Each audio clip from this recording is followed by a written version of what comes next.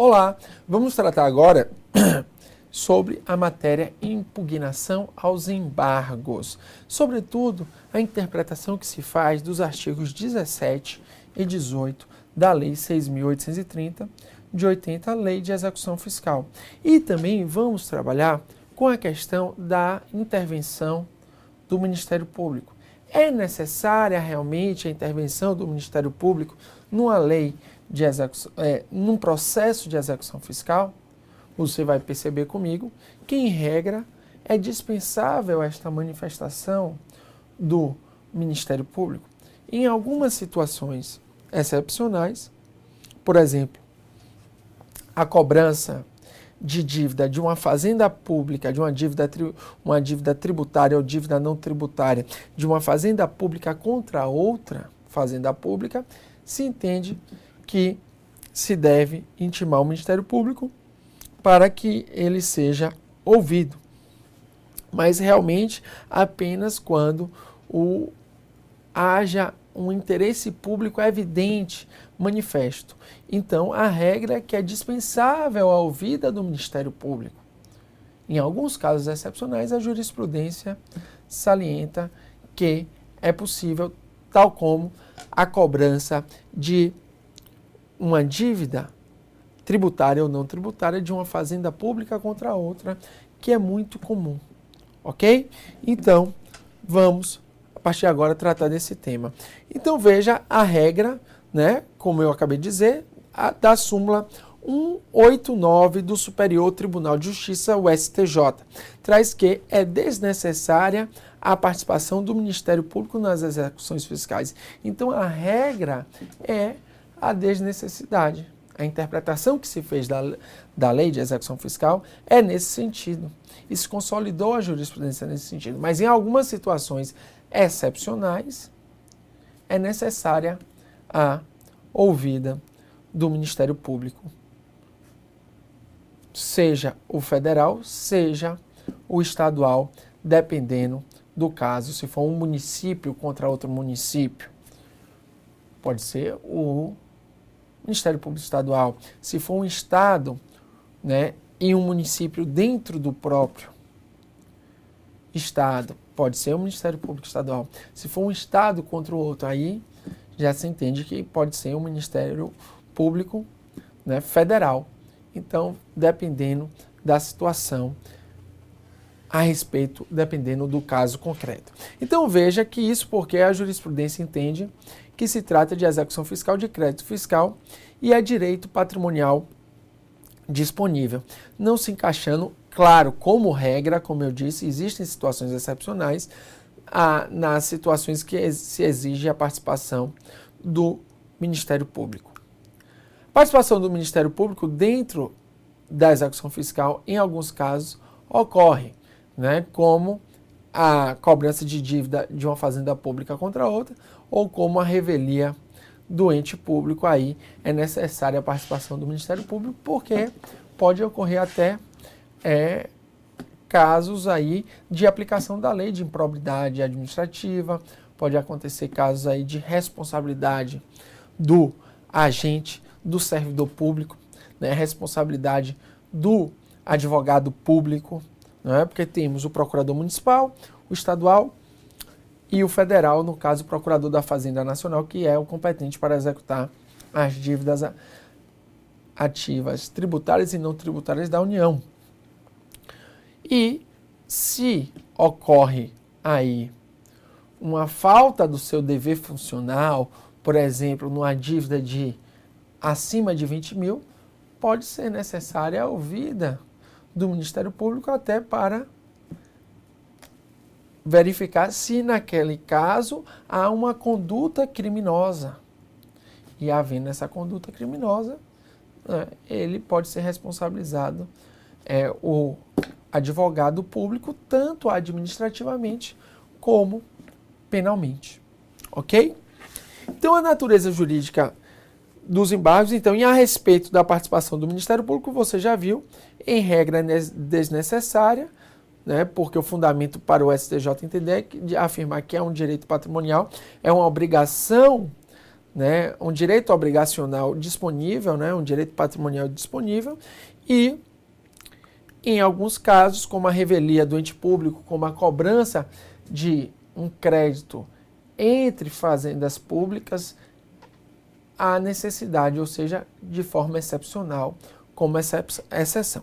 A respeito da natureza jurídica dos embargos, vocês sabem, né, a doutrina majoritária afirma que é de ação de conhecimento, né, fazendo jus à defesa, qual seja a impugnação. Caso haja revelia do ente público, o Ministério Público tem que intervir obrigatoriamente para zelar pela fiel aplicação da lei. Esse é o entendimento. Veja que e aqui é um caso interessante até para se discutir isso. Antes da Constituição de 88, o Ministério Público ele fazia dois papéis, né? Ele tinha ação penal, né? Ele que alguma parte da doutrina chama de rei da ação penal pública, né? Era o rei da ação penal, mas também tinha a função de executar débitos. Né? O Ministério Público também tinha essa função. Com a Constituição de 88, houve aí uma separação em que se colocou como competência da Procuradoria da Fazenda a execução dessas dívidas. Então, sempre executar as dívidas é competência da Procuradoria da Fazenda Nacional, no âmbito da União, por exemplo, que faz parte da Advocacia Geral da União, que é composta pelas carreiras de Procurador do Banco Central, composta pela carreira de Procurador Federal, que é aquele procurador de autarquias e fundações instituídas e mantidas pelo poder público. Temos o advogado da União, propriamente dito, que é o que advoga na administração direta, defende a administração direta, e temos a Procuradoria da Fazenda Nacional, que tem essa competência para executar a dívida ativa tributária e não tributária. Então, hoje não faz mais o papel, não tem mais esse papel o Ministério Público. Mas em caso de revelia, pode ser que ele seja chamado, porque aí há um manifesto interesse público. Como eu disse, pode ser que ocorra até crime nessa situação, ok?